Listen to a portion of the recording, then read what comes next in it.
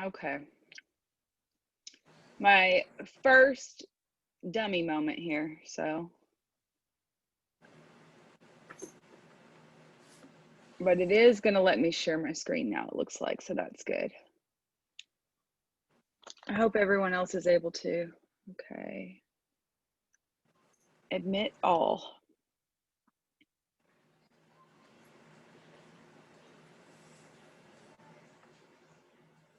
Y'all, I'm so sorry.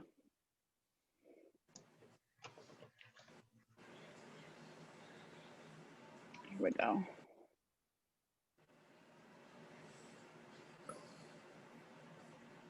Sorry about that.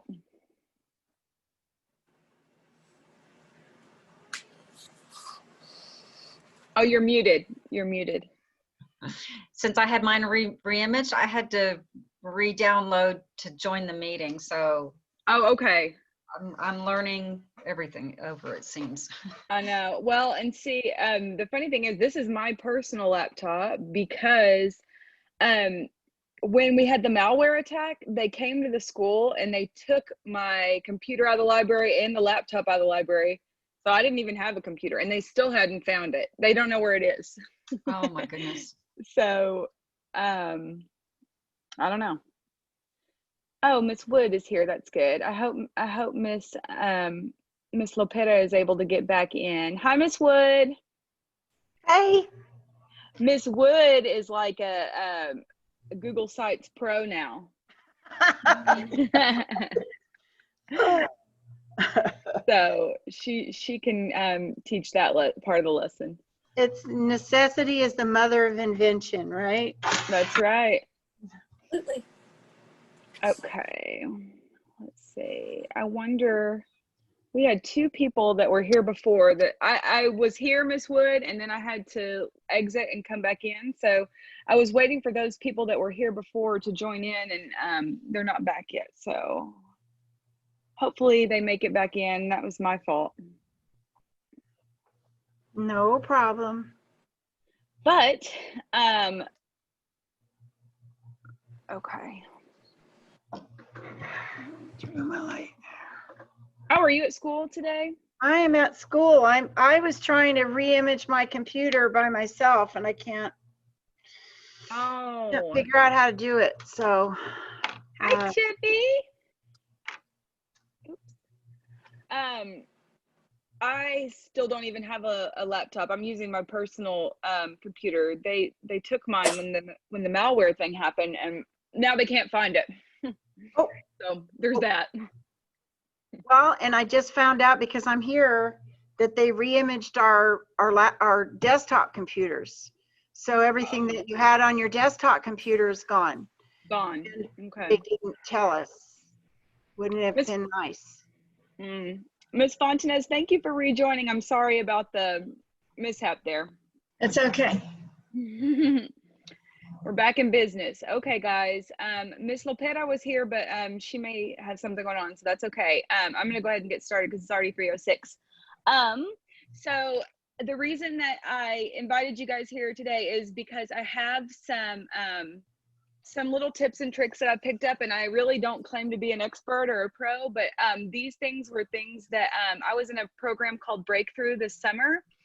It's over at Fort Worth Country Day, and a lot of our students in the area in Fort Worth go there, and it's for high achieving students that like really want to try hard, but they don't have a lot of means to, you know, go to college. And so this Breakthrough program is literally just a training for college. And they did it all online this summer. They did all online teaching, and it was just amazing to watch because the teachers at that program are all like high school or college students, and they did all the classes, and it was super organized and really amazing. And I just picked up a few like tricks and stuff that I learned about. And so if you already know about them, no worries. But there's just a few things that I found that I wanted to show you guys. So I'm going to share my screen real quick, and I'm going to start today. Oops, let's do this one. I'm going to start today with Google, extensions, Chrome extensions. I do everything out of Chrome, guys. And if you're not, you really should, because everything is just kind of linked all together through Chrome. And it's really amazing. So the things that it can do that I didn't know it could do. So basically, what I'm showing you right now on my screen is a slideshow I made with Google with Google Slides.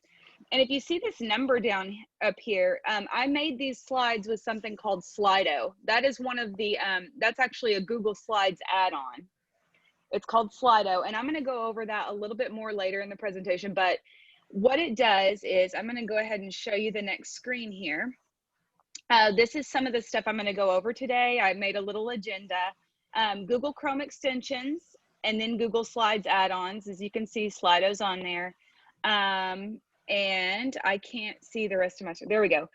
Google Sites, and then the Bitmoji stuff. So on this next slide, what it does is this will show on your screen to the kids, and they can literally take their phone, if you open up the camera app, they can scan that little QR code, or they can go to slido.com and enter this password. I'm just going to show you what that looks like here in case you don't want to do it. That's fine. But the code was, what was the code? I lost it. 60719. And it pulls up my slide that I had up, and the students are able to answer your question. I'm doing a Q&A right now. So if you wanted to have a Q&A going during your class, hang on just a second. Jessica, can you Yes. mute? Thank you. I knew it was you because it was a kid's song, and I recognized that. So, okay, Miss Turner is in the waiting room here. So the kids can do that while you're having class, and it'll pop up on the screen. So I'm just going to type in, how is everyone today? And you guys can add stuff too if you like, if you want to. And on my slide that I originally made, the questions will pop up. Now, you don't have to present that. You can leave it and answer questions at the end of class for the kids, whatever questions they have. That way you don't have to do it in the middle of your teaching or whatever. Or, you know, you can answer them as you see them pop up. But that's just one of the things, and we'll go over that again some more later. And then the other thing, I'll leave the other one. But that was my little slides that I have. And so I'm going to go into the Chrome extensions because that's what it was supposed to be on my agenda. So first one I want to tell you guys about is Screencastify. If you don't know how to get to Google extensions, you're going to go into, you could just type Chrome extensions into Google, and there's something called a Chrome web store. And this is where you get them all. They're all free, but you just search the store for Screencastify. And I already have it, so I have an option to rate it. But if you don't have it, there's a button here that says Add to Chrome. And what this does, it's a really cool little thing. When I pop it up, it comes up, and it's going to ask you if it has access to your camera and your microphone. But one cool thing about this, how do you use this? I would use this for those days when you have to do your asynchronous lessons, which means you aren't live with the kids and you have to pre-record a video for them. This is a good little 5-minute, or it's good for how-tos because, again, it's only a 5-minute limit on the free version. I'm going to show you another one that can let you do longer, but Screencastify is a good one for just a little 5-minute video. But what it does is it records your screen, and you can actually embed the webcam in there. So it'll show your face as like a little square down in the corner. It'll show your face while you talk to the kids and walk them through stuff. And it has this really cool thing. I can't put mine on right now because my camera's already in use with you guys, but it has this awesome thing that where the mouse goes and where the mouse clicks, it has like a highlight kind of thing so that your students will know exactly where to click on their screen too. So that's one really cool one that that I like. The next one on my list, oh, real quick, I made some notes so that I wouldn't get off track. So Screencastify automatically saves to your Google Drive. So you always have it there. So from your Google Drive, you could post it straight into Google Classroom. And it's a super easy thing to do. You can go to your Google Classroom, upload assignment, and it'll pull up your drive. You select that folder and select the video you made, and it goes straight into your Google Classroom. That's cool. Yeah, that's a really nice feature. And that's why I like that one. How much is the not free version? Do you know? I don't know, but you don't need it, because if you want to make longer than 5-minute videos, I'm going to tell you another app to get that will make longer ones. I would just tell you about that one. It's called Loom. But the reason I like Screencastify is because of the ease of just it going straight into your Google Drive without you having to do anything with it. And that's why I like that. But if you want a longer video for free, there is an app for that as well. Okay, next one I'm going to tell you about is Webpaint. So in your Chrome store, you would type in Webpaint, and it is basically just an annotative device. Oops. I think it won't let me do it because I'm on the wrong page. So if you're on, let's say you're on an article, right? You should be able to use your tool here and come on, come up. Sorry, my internet's really slow. I live in Crowley and our internet's terrible. We only have one option for internet and it makes Christopher very mad. So you can mark all over your screen. This is just straight lines. Where's my, you know how to mark on stuff, but it also, you can, you know, draw a circle around stuff, change the color, change the transparency. It'll take a screenshot if you need it. You can type text onto your screen. So that's just something neat if you're showing kids around the website or something and you want to mark on it. That is one option for you there, is Webpaint. How do I get out of this? Exit. Okay, whatever. Next one is Save to Google Drive. This is another one that's convenient for if you are, you know, searching around online, you want to save something in your Google Drive so you don't lose it. You just click that one, and all your Chrome extensions, by the way, will show up right up here. Okay, so one cool thing about this is if you click this little puzzle button, look how many extensions I have. I have a ton, but I don't want them all in my little bar there. So you can pin them or unpin them. So, you know, if I always want my Bitmoji up there, I would click the pin and it'll always be there. If I never want to see this Google Calendar one in there, I unpin it and it's still here. I didn't lose the extension. It's just not in my, you know, frequently used ones.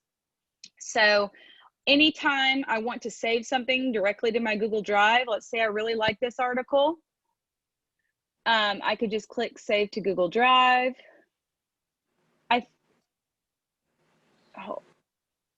Okay, I guess it had to. I don't know what's happening here, y'all. My computer's gone crazy. It's this. I need to exit this. Sorry. What's happening? No, I don't even want to do that. How do I get out of that? Sorry, I really don't know what just happened here. This is why we're working. Close window. What is that even? Okay, hopefully that exited. I don't even want that. No, it didn't. Okay. Point is, how in the world can I? Oh. I'm just going to remove this. I'll add it back once I figure it out. I should have looked at that better before I told you guys about it, because clearly I don't know what I'm doing with that one. It is a good thing to annotate on the desktop, but if I can't get rid of it, that's a problem. Maybe you click on the same icon that you came with before. I did try that. I did try that, and that did not make it go away. Okay, so when you click, like I said, sorry. I had a cat. Oh, okay, no worries. So when you click the save to drive thing, that's why it was going down my app like that. I would choose my Google account that I want to save it to, and it'll automatically save to my Google Drive. So like I said, if you're surfing the web, you really see an article that you want to save, but you don't want to mess with it right then, you just click that Save to Google Drive extension. Okay, next one. I know it doesn't seem like a thing that you would use often, but you'd be surprised how often you can use one-page screenshot.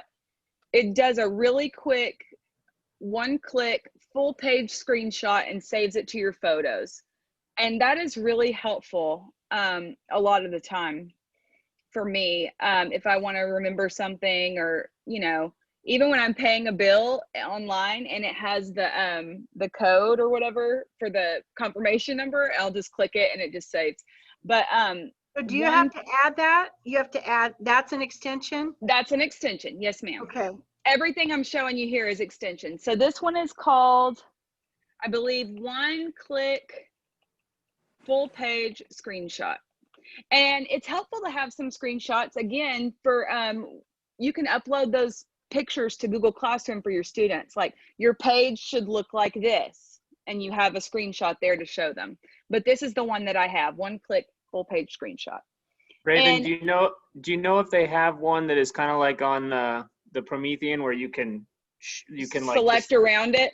Yeah. There is one. Let me write that down, Chip, to look it up, and I'll text it to you, or I'll email it to you, because I don't remember the name of it, but there is one where you can make a selection. Okay. I just wrote this one down because it's just easy for like a one click, but I'm going to write down selection tool screenshot. There, I did see one out there. Okay. So I'll email that.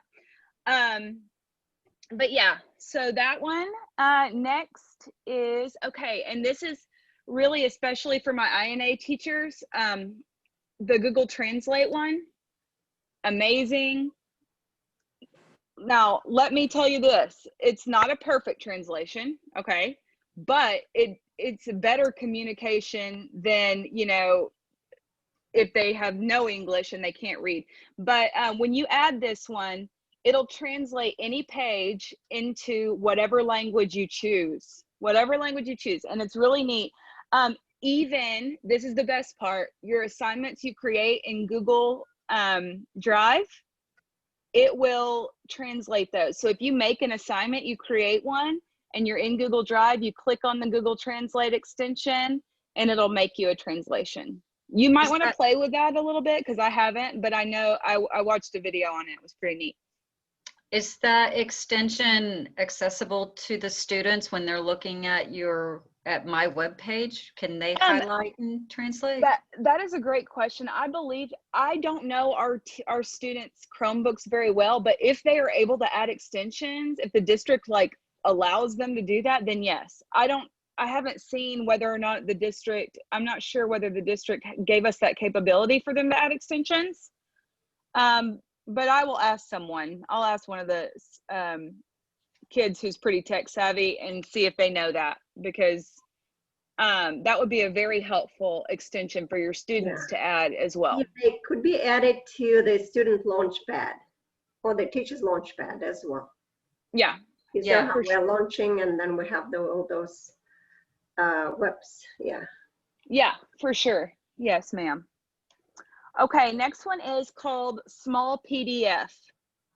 Small PDF. I love this one. I was using it because Miss Escamilla, the AP at ALA, was asking me to pull some reports for her from Focus.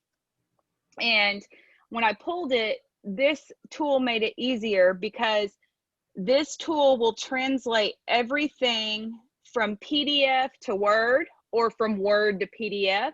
So say you have a PDF document that you want the kids to be able to edit. This is what is the best about this thing. It will take that and make it an editable Word document that you can post as an assignment to your Google Classroom. And that's super helpful, because I know a lot of the times, if you just have a PDF up there, they can't annotate on it. They can't change anything, and that's not helpful. So it's called Small PDF. I believe it's this one. Yes, it's this one. Now, I did try to mess with it the other day, and it looks like you only get 2 free per day. So you have to kind of pick and choose when you want to use it and what for, but I've been using it a lot. And if you look at it, let me see if I can pull it up. It has PDF to Excel, Word to PDF, PDF to Word, PDF to PowerPoint, PowerPoint to PDF. I mean, it's just got, you can change things to a JPEG. It's pretty neat. So I like that one a lot. Next one is the Bitmoji one. Now, some of you are not interested in this, and that's totally fine. I've gotten a little bit into it. But if you have a device on your phone, or I'm sorry, if you have a phone device, that's where you have to create your Bitmoji, okay? You got to download the app on your phone first. And then you create your Bitmoji and you make it look like you, and you make it super cutie, and you can dress it however you want and all this stuff. And then this is really cool because you can put these pictures everywhere. If you look at my website that I've been working on, it has like really cute, like you search for different stuff, like here's one of me sitting, and here's, you know, one of me on a FaceTime call. I mean, it has more than you could ever think of for like scenarios that your Bitmoji could be doing, just like the weirdest stuff. Raven, what's a good way? I don't remember, like when you're on Bitmoji and you want your wall, the floor background. When you go to search, what do you type in? Miss Lennon's, let me get back to that because that's a later thing I'm gonna do. Oh, okay. Yeah. So having this extension, because I'm going over extensions now, will be helpful when we get to that. Okay. But yes, I will definitely go over that. Okay. Next is Giphy. Again, just a really cute, let me see if I can put in a new slide here. If you're making presentations for your kids and you just want them to be cute and funny and have, like, you know, a little something interesting in there. Let's see, where's my Giphy? Right here. You can pull that extension up, and there's just tons of GIFs that you can insert right into your slides, and you can search them. There's, this one is one of my faves here. I think you could drag it right over there into your Google Slides. Let me move this out of my way. Oh no, what happened? Oh, I think it's coming up, but it's just slow. Yeah, there it is. So now that's on my, in my PowerPoint, and it's just a fun way to get the kids more interested in your slides. It's just a kind of a cute thing. The next one is for your personal health. Being a lot on screens, I was really interested in this one. This one is called Screenshader. Screenshader. And all it does is when you're on the screen a lot, you can go and select it. And what it's going to do is you can select reduced eye strain, which is one that I like. It'll just kind of tint your screen a little to get that blue light out of there a little bit. You can say if you're working late, if you're in the dark, if you're working outside in the sun, and it'll adjust your screen to kind of help your eyes out a little bit. Since we're going to be online a bunch, that's just a fun one that I personally like. And then last but not least for the extensions is one that I really liked called Mercury Reader. And that's why I pulled up one of these articles for you guys. Mercury Reader. Let me find it here. Here it is. What it does, let me actually, okay. So if you have an article that has a lot of junk on it, like the one that I just had up, I can't see my whole, it's this doggone thing that I can't get rid of. Sorry. Okay. Let's go here, and I guess I have my Screenshader on. My screen's a different color. So I'm just going to select the first article I see. So when you go to websites, there's a bunch of like random junk that gets in everybody's way and like is a distraction. And if you're easily distractible, you look at other things. But if you click this Mercury Reader, it takes all the other stuff out. Slow. And you just see the article and the picture. I think I have mine actually on dark mode. It normally is light. You can change the font here if you want to. You can make the text size smaller, medium, or large. I just really love this. If you want to share an article with your students and you don't want all the extra junk in there, or you don't want them to go straight to a website, instead you can have this one.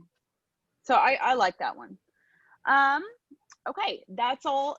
Chip. Raven, sorry, real quick. On that one, once you convert it, you can send just the converted version to your kids, or do they have to have that site? That is a good question. I have not tried that. Let me see if I can do it real quick. Okay. And then have you tried to print it by any chance? Because you can print it. You can print it that way. The annoying things about trying to print out articles that are, I mean, it's not necessarily for not face-to-face, but once we come back, maybe. That's cool. Yeah, when you print it, it'll do just like that. Oh, that's huge. Okay. Yeah. And then actually, you know what? If you can print it, you can definitely save it as a PDF, right? You can, can't you? Yeah. And then you can, save as PDF, Nice. Save to Google Drive right there. Wow. Bam. Put it right in your drive. That's huge. Okay. Yeah. So I really like that one. Raven, what is it called? Can you go back again and show how do you have to, first you open your article and then what, and then you open the Mercury Reader? Hang on, I'm going to show you guys again. Jessica, that one is called Mercury Reader, like the name of the planet, Mercury, and then Reader. Let's see here. Okay, so let's see. This poor Georgia teen who shared a picture of her school. Bless her heart, doing the Lord's work. All right. So once you're here on the article, you just click the icon. Oh, you have to wait a minute. Once it turns red up there, this looks like a little red rocket. I think that's when it's ready. And then it should. I wonder if this one, there it's red. Okay. And then it just switches it. Did you see that happen or? Yeah. Yeah. Okay, good. Oh, okay. The video's on here. All right. So yeah, that's all you do is you click it and it does it.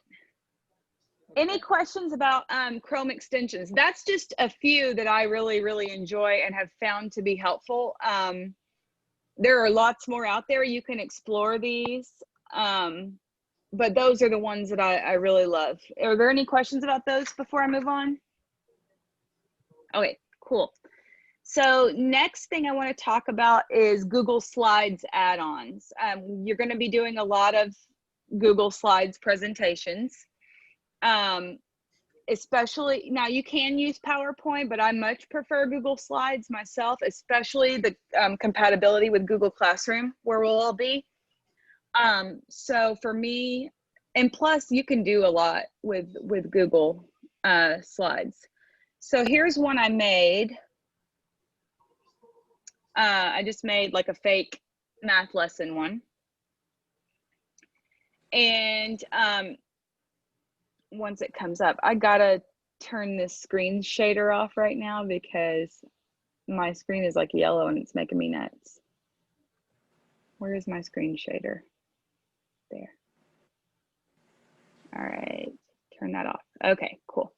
So add-ons are right here. Here's where it is on your Google Slides. And here are some of my favorite ones. If you want to write down this list, or I'm going to go over them. The Hypatia one is for math teachers. So if you're in English or whatever, you don't need that. It's just for math teachers. But the fonts one is awesome because, you know, the fonts that we have normally are boring, and these have some really cool ones. Nearpod is great. Slido is the one I showed you at the beginning where you guys are able to do question and answer. You can do polls and it's live. Slido can actually also be done not live, and I'll go over that. And Peardeck. Peardeck is another one that you're going to really like. It just makes your slides more interactive. So when you go to add-ons, you just click on Get Add-ons, and that's where it'll allow you to, you pull that up and you can search, and there's a bunch of them here. So the first one I'm going to go over, I believe, is Nearpod, because this one is made with Nearpod, and I'm just going to kind of show you what that looks like. So Nearpod, I'm going to open it up, and what it does is it opens your little add-on right there on the right hand side. And since I've already made this lesson, it's going to let me just go to Nearpod with it. I'll show you how you can create a lesson with Nearpod, but I'm going to go straight there. And here's the lesson that I made. So it gives me some options. I can do a live participation in a Zoom call, which we're not using Zoom, so you won't be able to do that. You can do live participation, or you could do student paste, and it'll push it out. It'll allow you, let me see what happens when I click student paste. So you can launch it and you can share it to your Google Classroom. So if this is your asynchronous lesson day, you're not teaching live, but you need your students to do an assignment, you'd like to give them some slides to kind of go over stuff, this is when you would use this to kind of send it, push it out to them, and they are able to participate in the slides. So I'm going to pretend I'm doing a live participation lesson.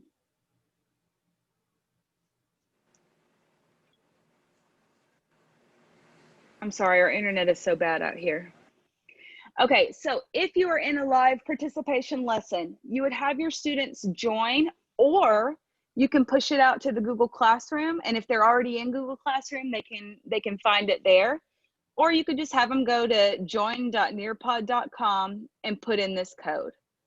I'm going to show you what it looks like to push it to my Google Classroom. I just pick whichever class I want to put it in. I can make it as an assignment and click go.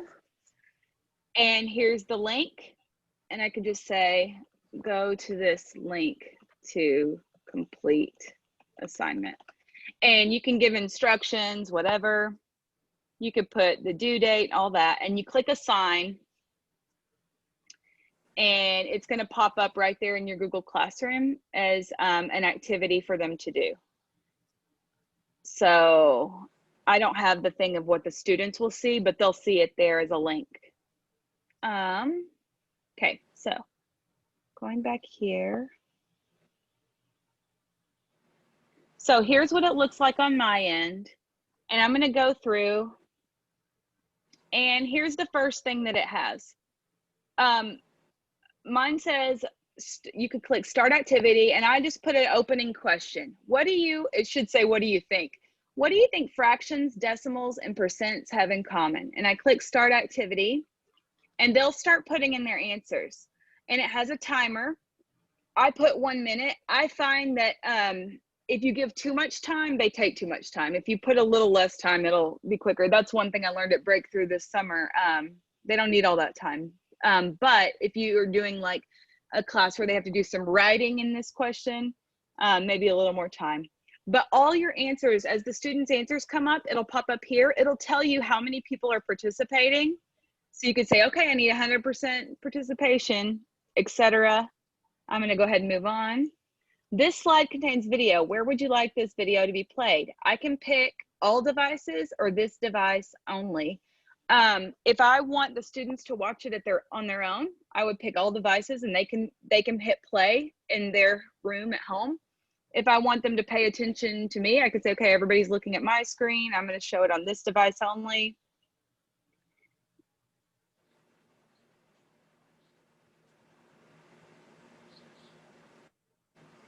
Oh yeah. So I put a little video in there, and we all watch together. Then I give them a little example of how decimals, percents, and fractions relate. Okay, this one is an activity that Nearpod has called pairs. You can't see it here, but I can show you on the screen. But what I did was I just created pairs, like 1/2 with 50%, and they have to match them, like a little matching game. I was just trying to do the things. Is that, oh, view pairs. So this is what I made. It was really easy to pull those in. I'll show you that too.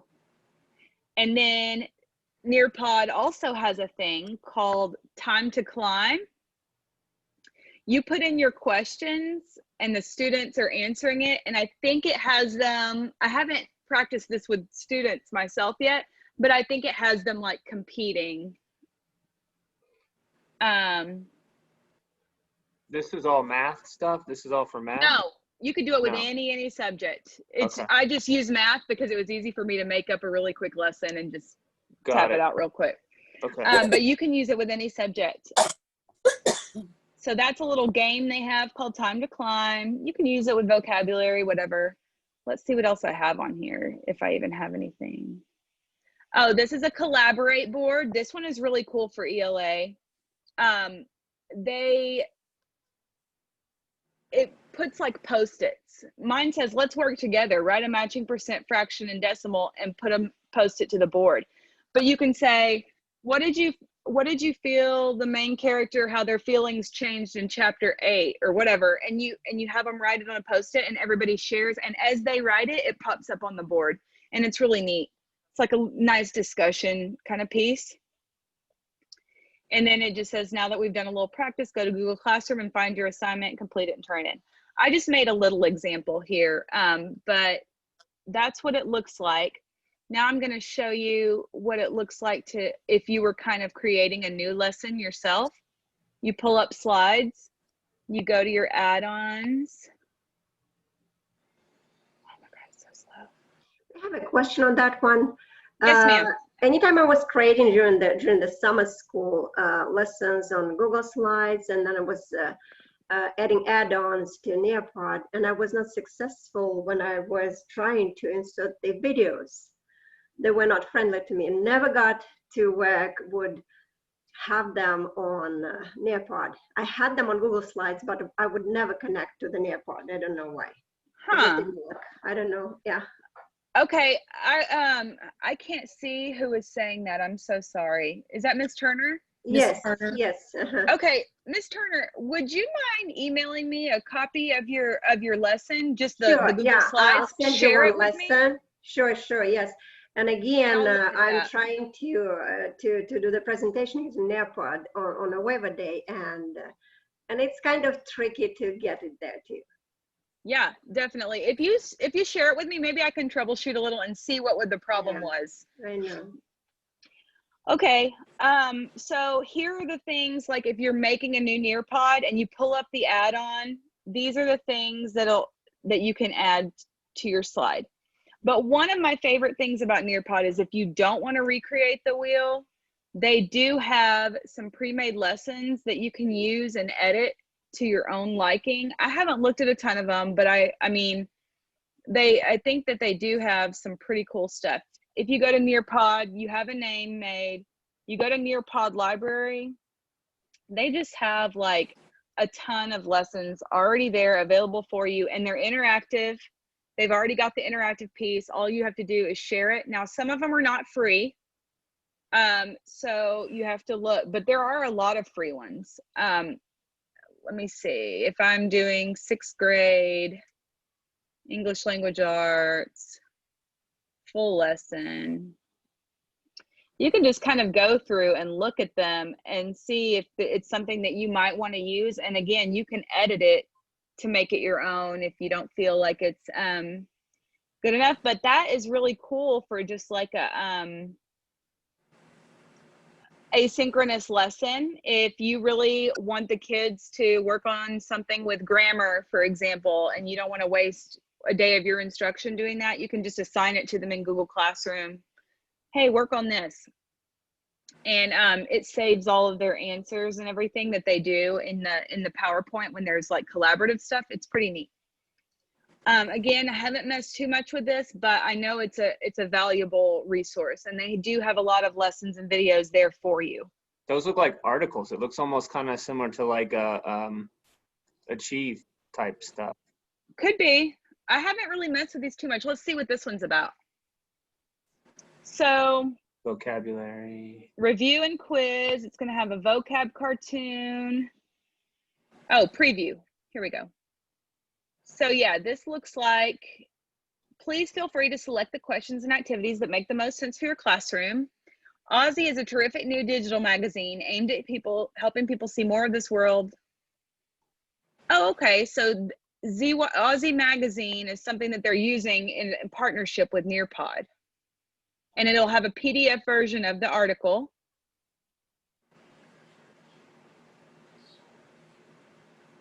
Okay, it's got some question and answer session. What do you think of when you hear the words human evolution?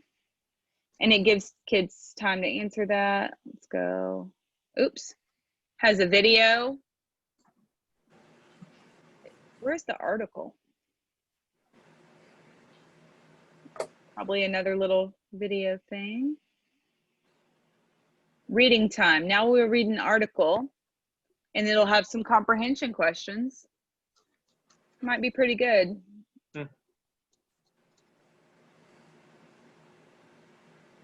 Good for like nonfiction stuff, maybe. Quick so this is fill in the blank. Close activity. Yeah.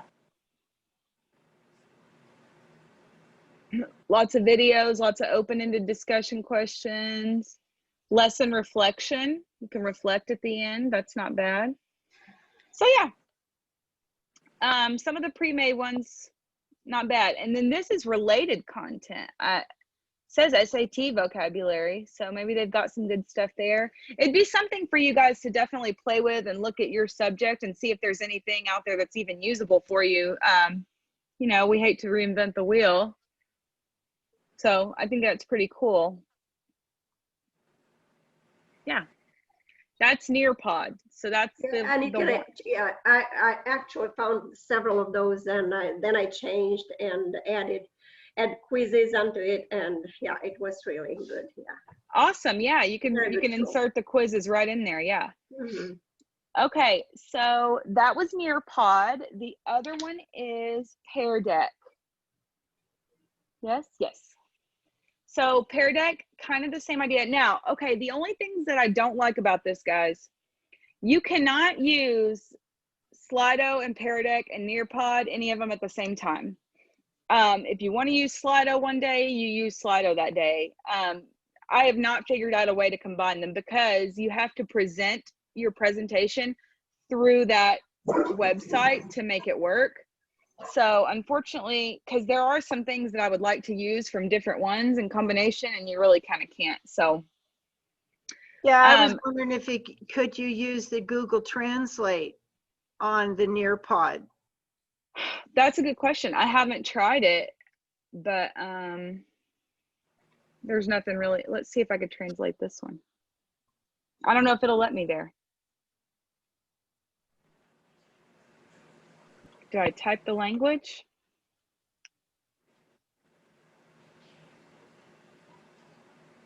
I don't know. That's a good question, Miss Wood. I will look into that. I will look into Google Translate using Nearpod. Okay. I haven't played with that too much. Okay, Peardeck. So Peardeck is another good one. It's a good add-on to use in your slides because you can insert a lot of things for students to make it interactive. But one of my favorite things is the add audio to the slide. I personally love the fact that you can give directions from your mouth that they can listen to rather than read, because we know they don't always read all the directions, but it's so nice that they can click a play button and hear exactly what you want them to do. That's one thing I really love about Peardeck. They also have a template library that you can add into your lessons. They've got beginning of lesson stuff. You could put in there, what did you learn from your homework? And while you're getting ready and people are joining the class, they're doing their little bell ringer activity. They're writing their response. Another one is, as you come in and get settled, follow these instructions. Draw or type 2 things you already know about today's topic. Think of a question your classmates might have. What do you wonder about today's topic? It also has these cute interactive things. How was the homework assignment? They can give it a thumbs up or a thumbs down, whatever. So that's the beginning of lesson stuff. They have during lesson stuff, which is like little activities and transitions. You can throw in a true false slide. You can throw in like, tell me how you're feeling right now kind of slide. Engage how the room is understanding. If they pick, keep going, I understand, I'm a little confused, or stop, I need help. You can do a mind map. Drag your dot. They can drag it on their screen to show whether they agree or disagree with the concept you're talking about. So there's a bunch of fun stuff like that. You can put in a stretch break, which I think is really cute.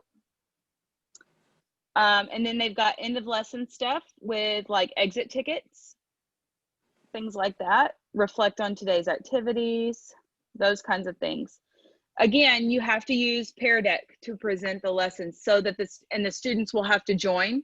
So this is another thing where you make the lesson, you present it in Peardeck, they have to go on their device, join the lesson so that it's interactive. Or they could do it on their own if you post it as an assignment to Google Classroom. But yeah, they have a bunch of stuff in their template library as well. So that's Peardeck, Nearpod, and then Slido. Any questions about Peardeck before I go on? Just so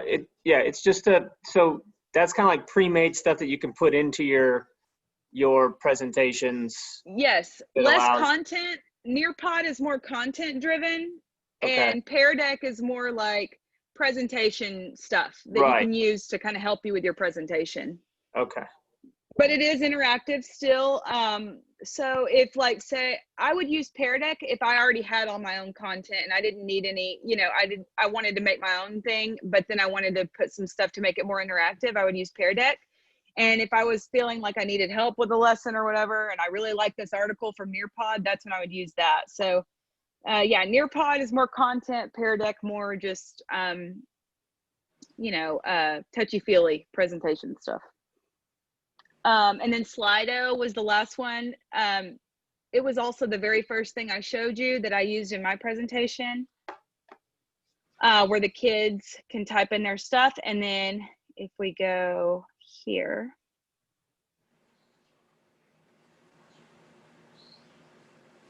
this is an active poll that they have on Slido that I had in my presentation. I'm going to go ahead and go to Slido so you guys can see some of the stuff that they have.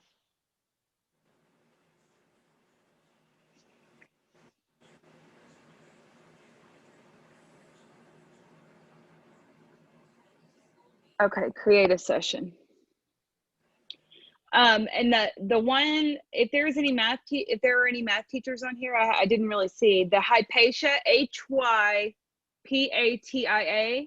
That's how I made my math presentation, and it helps you to like type things in equation form.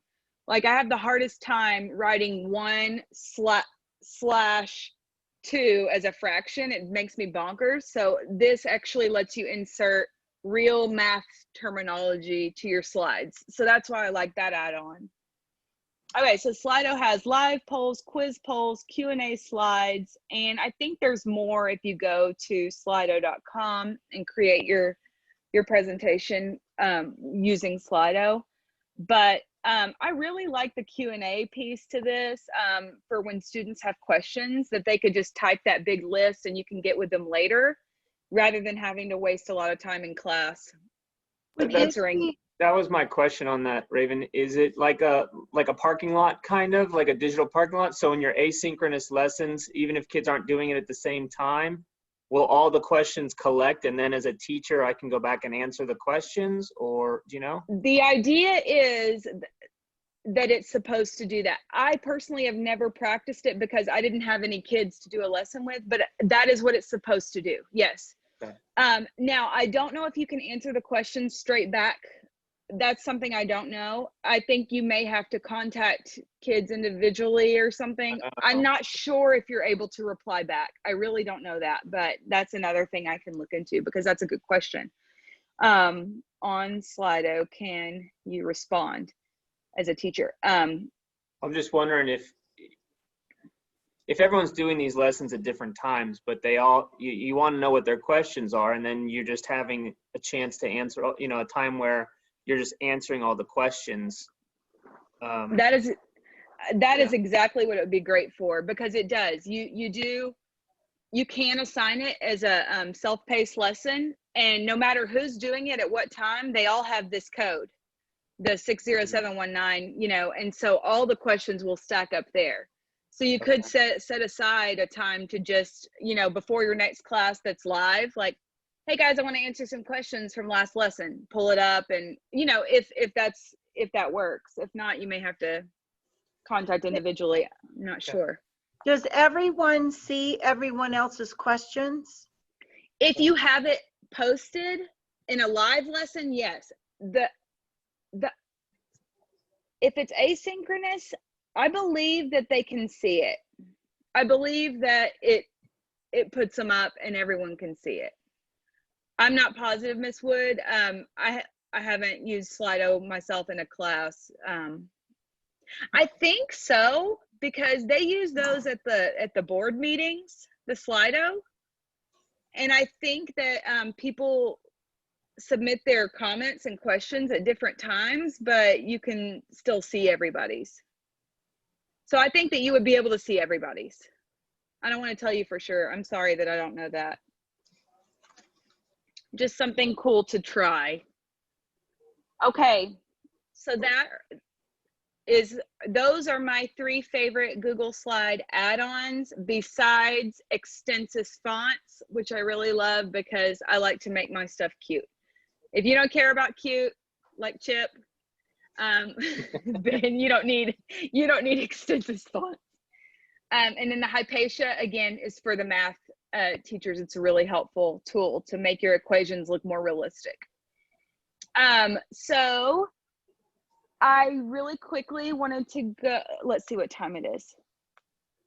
Oh, I'm like 5 minutes under. So if you want to hang out and I can show you really quickly just how to start off a Google site, you can. If you want to go, feel free. I don't want to take up all of your day. I just wanted to show you a few things that I like. And I really want to thank you guys for coming in. But I do want to show Google Sites. For a couple of people asked me at the very beginning of the presentation. I hear we have to. Every teacher has to maintain a Google site. Correct. Okay. Correct. That's the thing. And so I'm gonna get out of all of this stuff.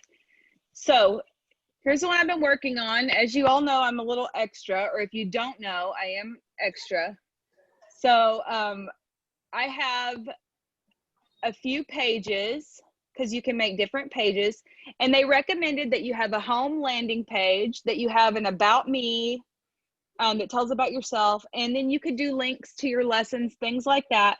But on my page, I made a Bitmoji Classroom, which is something that I can help you guys with. Also, really quick, if you want to know, this is a great resource, even if you don't care about Bitmojis.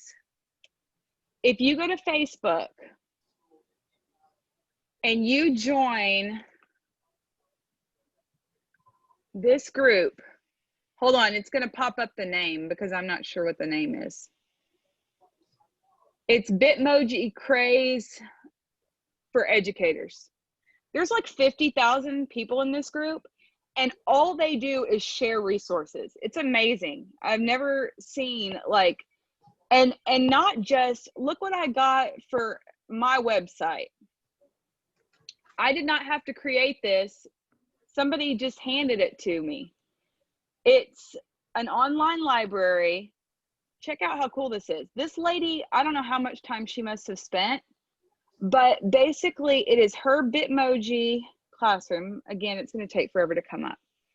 But there are every single one of the books that you see on this shelf that's going to come up is clickable, and it goes to an audiobook on either SafeTube or whatever. But there are pages and pages that she made. There's elementary books. There's all the Diary of a Wimpy Kids. series of unfortunate events. These are the Percy Jacksons, Shel Silverstein, like just pages of stuff that she offered for people to use if they wanted. And so that Facebook page, write it down if you're on Facebook and you're interested. Bitmoji craze for educators. It is not just Bitmoji stuff. People are sharing like tons of resources, and there are some really smart people in there that know about technology and how to do stuff. And I'm just like blown away by how willing these people are to share like their hours and hours of hard work. It's pretty amazing. But if you just scroll through there, there's a ton of stuff, and I can help you because it is hard to figure out how to post it to your website without getting kids to move stuff around, but still be able to click the links. But I can show you how to do that stuff. But this thing is like pages long. So I wanted to show you guys how to initially make a Google site. So you type in Google Sites, and you want to sign in with your first name dot last name at teachers.fwisd.org. That's very important. Otherwise, you'll make your whole website on the wrong name.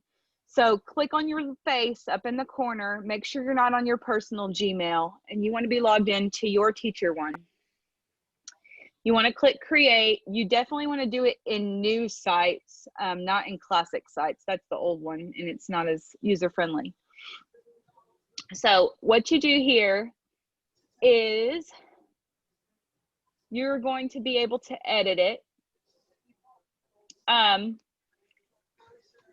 So here are the sections. They have layouts that you can use. You could pick. They have different themes if you don't want your page to look a certain way. There's not that many options for themes. I found my own picture, but you can change your image here, and you can upload one and go to, whoa, no, not upload, I'm sorry. Select image, and it'll take you to this thing where you can search. You can use one of theirs they already have, or you could search Google. I just like to search background because they have a ton of cute ones. And, you know, you just click it, select it, and then you have a different background. You could put your page title. Then you want to go to insert, and I need, oh, sorry, I had somebody in the waiting room. I need to look at what I have on mine so I can even remember what I did. You can, okay, so for the pages,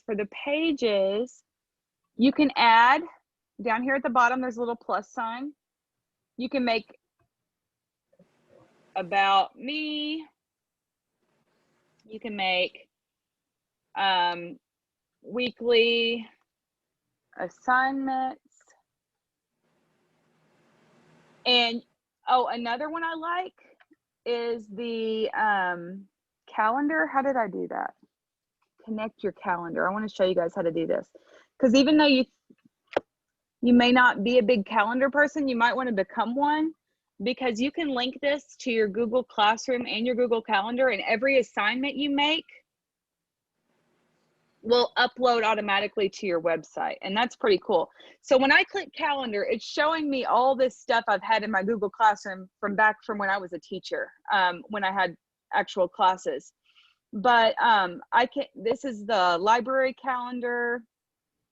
You can connect whichever you want. I like to put the holidays on there. I could put my advisory, this, all my class periods, right? So whenever you put an assignment on there, it'll automatically link to this calendar. And that way, if the kids are on your website, they'll see it. I like to make mine not the agenda view. You can make it the month view. Sorry, everything is so slow. There we go. Month. Oh, nope, this is where you do that. You go to settings, and in view mode, you put it on month. And there's some other settings there you can do, show time zone or not, doesn't matter. But anyways, then all the stuff that's in my calendar, there's nothing in there now because those are old classes. It automatically uploads and will show here on your calendar for your students. That's a pretty cool thing if they're using your website a lot. What I'm not understanding is why they're having it, you make websites and keep up with the Google Classroom, because Google Classroom is where the stuff is, right? Like there's really not much of a reason for them to go to a website for you. Yeah, more for the that's kind of parent. my question is, okay, we're having to do everything in Google Classroom. Why would we want everyone then to also go to the site and the website? And I mean, aren't we? It may be like Chip redundant? said, for the parents to see, you know, and you might post your office hours, and when, you know, on mine, I actually have, like, on my home page, I connected this, need help, email me here, and I put the link in there that goes directly to writing me an email. So I'm not on the edit part of my page. So Raven, if I were to Google ALA/INA library, this webpage would come up? Or do you have to go in through a certain That's a good question. It lets you make a link. So yours, when you do it, it'll say Google sites.google.com, and then it'll say something like / and it'll have, I think, your username in there, and it'll say chip.haro or michael.haro and then it'll say, have a blank, and you could put it in what you want it to say. I don't see you said ALA in a library. In a library. But my actual, I changed it. See this right here? Mm-hmm. This was a blank. And I just put Academy on Camp Bowie Library, because that's what they call it when it's both schools. They'll call it the Academy on Camp Bowie. Okay. So I just put Academy on Camp Bowie Library.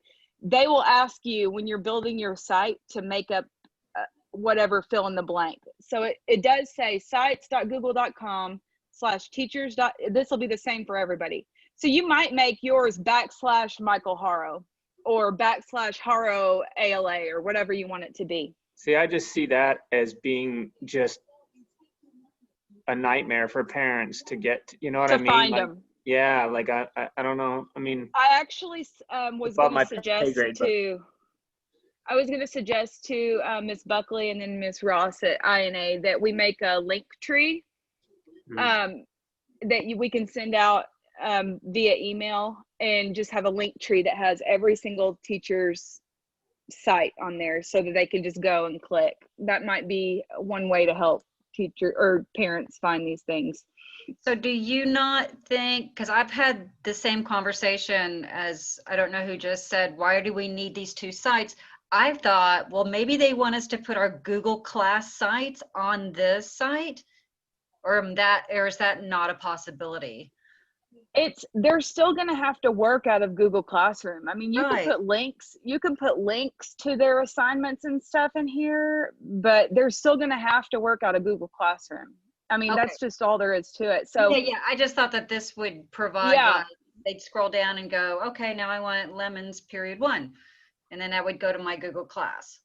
yeah, unfortunately, no, it's just gonna, I think it's just gonna be a landing page with information about you and how to contact you. Oh, well, that's I really also neat. made, except no one's gonna be able to find it because Nobody will find it.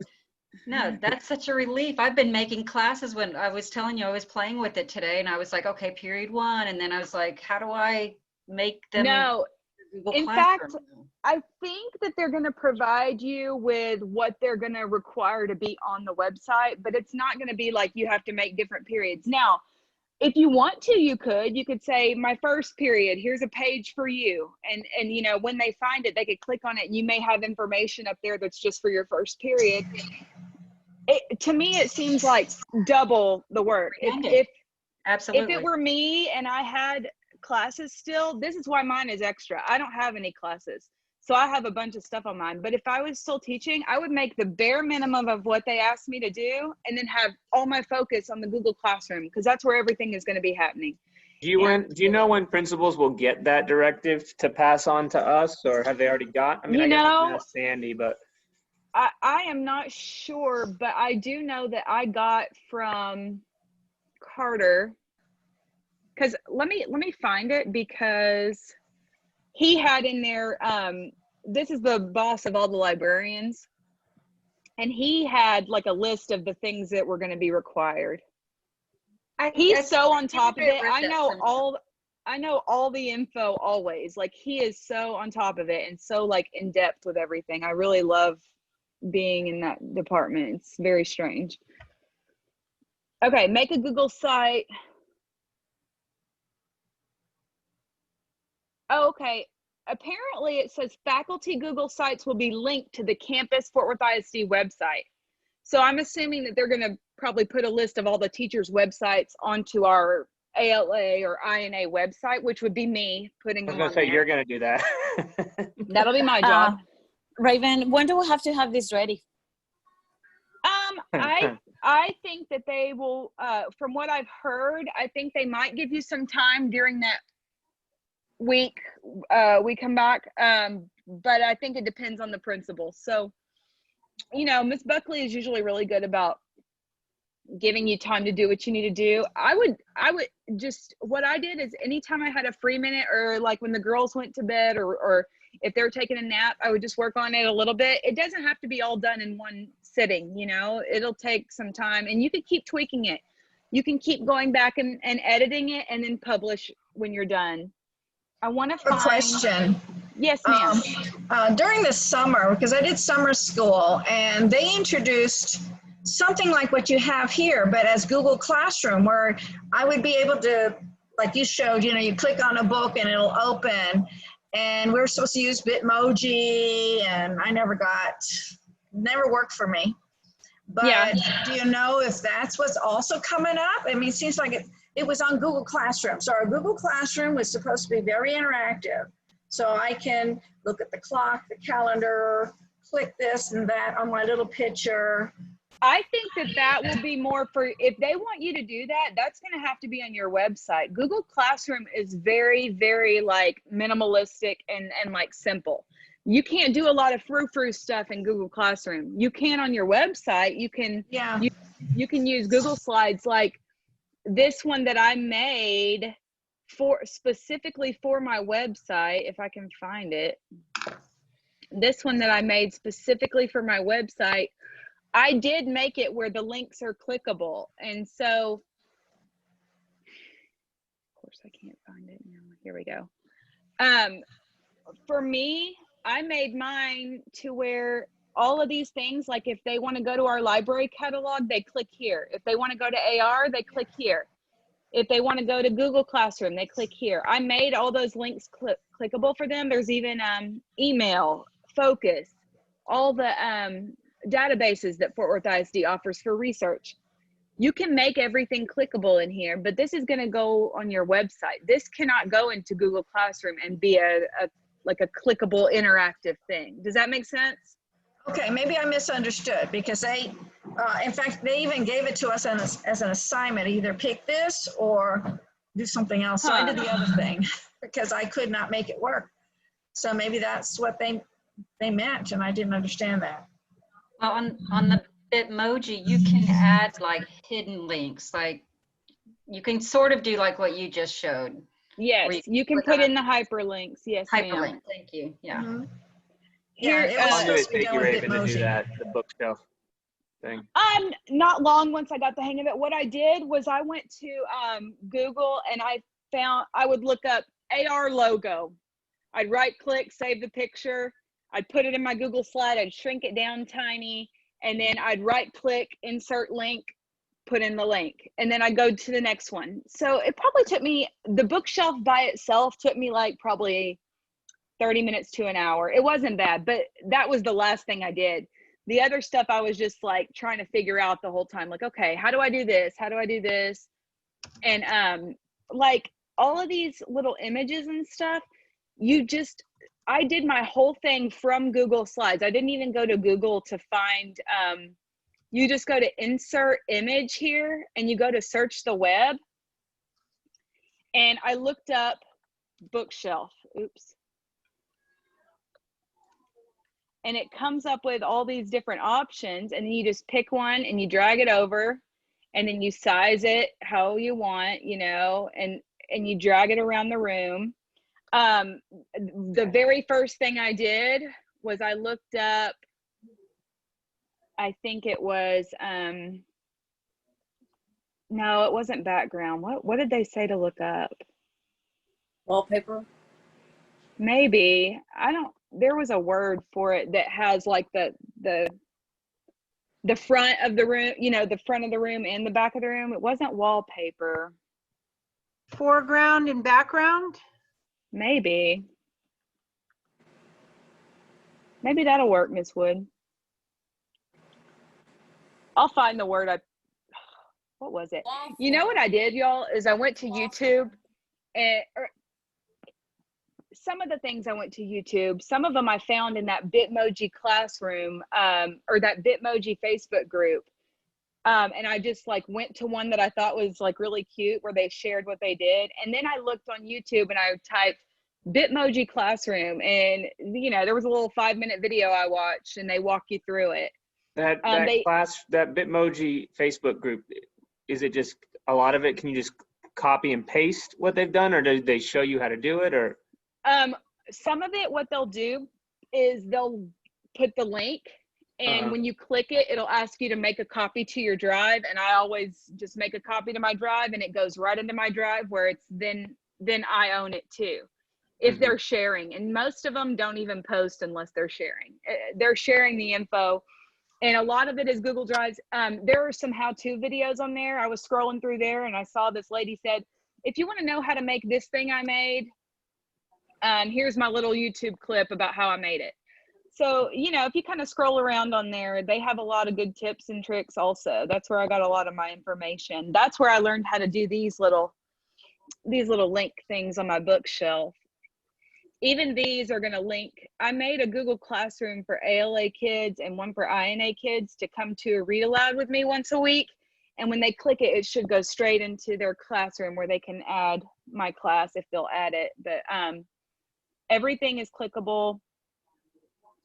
And this would be good for your website to just make a cute little slide with you on it, and you know, important links, and write a little bit about yourself, put in a calendar on there. And I say that's, you know, I think that's plenty.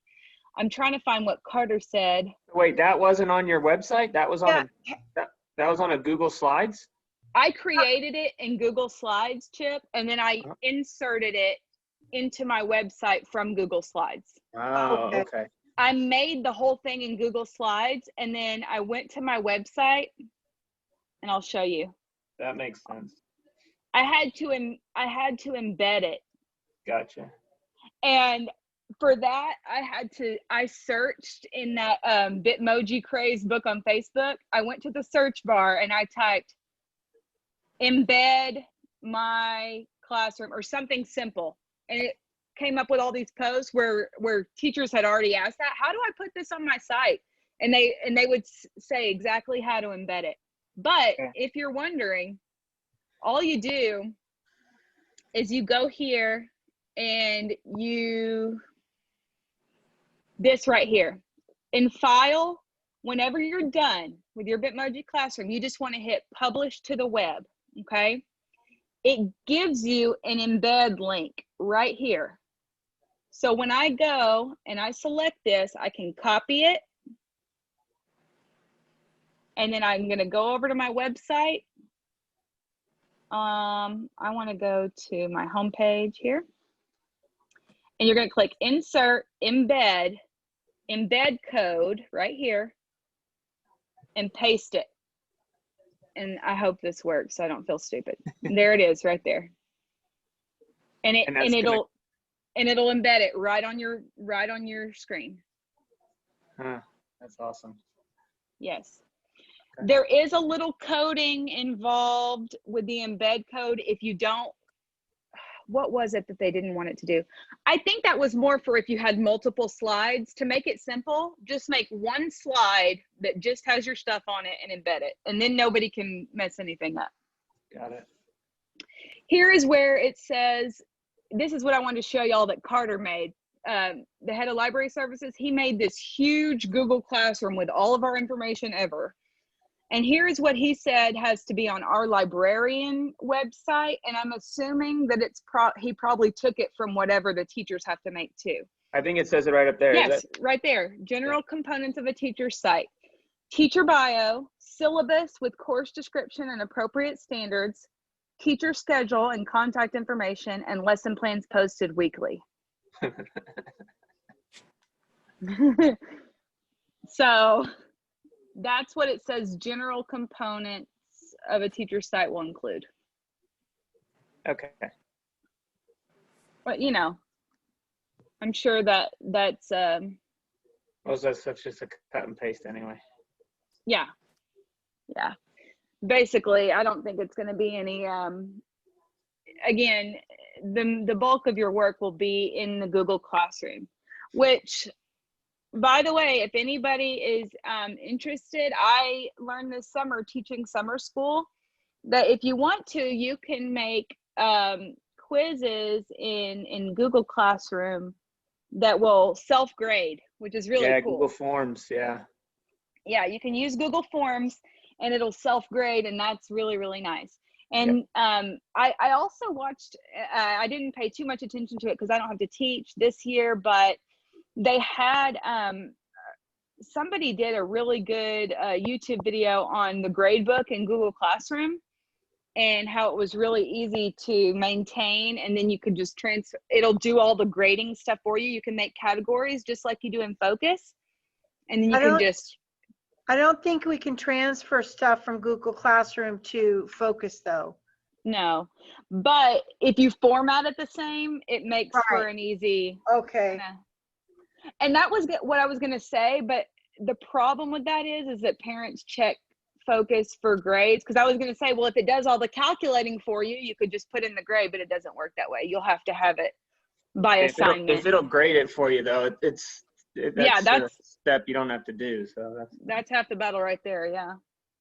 I did find with in the spring, I mean, your questions have to be pretty simple for it to grade. You know, you can't have any higher learning questions in a Google form, really. Right. It's really kind of multiple choice based. Now, one thing I did was in the summer, I was doing math for summer school. And if it was a question that there was a short answer, I put like multiple answer choices that could be correct. And I put like all the typos that they could possibly do. And it worked pretty well for me. So that was one way to go around it a little bit. But yeah, if it's a short answer question or something, you'll have to grade it yourself. But yeah, does anybody have any questions or anything else I can help with maybe, or help you figure out or try to figure out? Not yet, not till I try actually getting in and getting my hands dirty with it. So, and I guess I'm looking for, and this is obviously nothing that you can help with, but I guess I'm trying to figure out, we had that meeting, this is for ALA, we had that meeting and we left it with, okay, we're waiting for administration to tell us the nuts and bolts kind of our expectations, and we really haven't heard anything yet. So I'm hesitant to start anything until I hear how it's working at ALA. I mean, I've heard rumors of how it's working for Fort Worth ISD, but how are we doing it? You know, and so I don't know. I don't know what's going on there or not, but hopefully we'll hear something here pretty soon. Yeah, especially, I mean, there are a lot of teachers who are going to really need that lead time more than just a week. I wish they'd, hindsight. Especially the technologically challenged will need that extra time to get it set up. Yeah. So that's why I kind of wanted to do this, because I just thought, wow, I wish I had known all these things that made it easier. But yeah, we'll see. Okay. Anybody else have anything for me. I really appreciate you guys coming, and I hope even if at least one or two things are cool or something useful that you can use, then that will have been worth it for me. And you guys know, if you need anything, just text me if you have my number, or email me, and I'm happy to do like a FaceTime with you and walk you through it, or a Zoom call or whatever, so that I could show you my screen and walk you through whatever you need. Can you talk a little bit about Loom? I'm sorry, Loom. Oh, Loom. Yes, let me tell everybody about Loom really quick, and then we can go. Thank you so much. Was that Miss Tran? Mm-hmm. Thank you, Miss Tran, for reminding me, because I totally forgot. Okay, Loom is awesome. I downloaded it. Where did it go? It might not let me show you everything because my camera is already in use currently. But one cool thing I found out about Loom is that we all get a free Loom Pro account. So when you go to Loom, as a verified teacher or student, we've applied 100% discount to your Loom Pro subscription. So you must sign up with your teacher account, and then it verifies you. You have to type in what school what school you work at, your email, and they go and they verify you, and then they give you, so if you look at pricing, they give you this Pro one for free for education, and it's got unlimited videos, drawing tool, custom recording dimensions, and calls to action. I don't know what all that means yet, but Loom is another one where you can have your face it does a little circle on the screen, and you can record entire lessons for your class. It's good for the asynchronous lessons, because, you know, like I said, Screencastify only gives you 5 minutes. So that's more for like a quick tutorial, or here's how you navigate around Google Classroom. You make a quick Screencastify. But Loom is going to be your best bet for your asynchronous lessons, because it records it. You can put your face in it, which I think is important for kids to actually see someone talking. And so when you log in, just make sure that you put your teacher email, and it'll automatically verify you. It did for me. I think that Fort Worth already went in there and said, hey, this is our domain, because it said it normally takes 4 to 5 days for them to approve you, but mine was already in there automatically. If I went to my account, I did it right now, and it approved me right away. Yeah, it'll approve you right away. If you go to my plan, I think, if it says Pro, that means you're good. You've got the free Pro already. So yeah, play with Loom. I can't unfortunately show you the things because my camera app is already in use with Zoom, but definitely download Loom. It'll be good for your asynchronous lessons. Sorry, I have something in my throat here. And I think that's pretty much it. Let me stop sharing my screen so that I can see you guys. Miss Wood, do you have something? You look like you had a question, or you were just like, I probably have 1,000 questions. So I'm just going to have to get into it, dive in, and see if I can swim or not. And then I'll call you if I'm drowning. yes. You won't.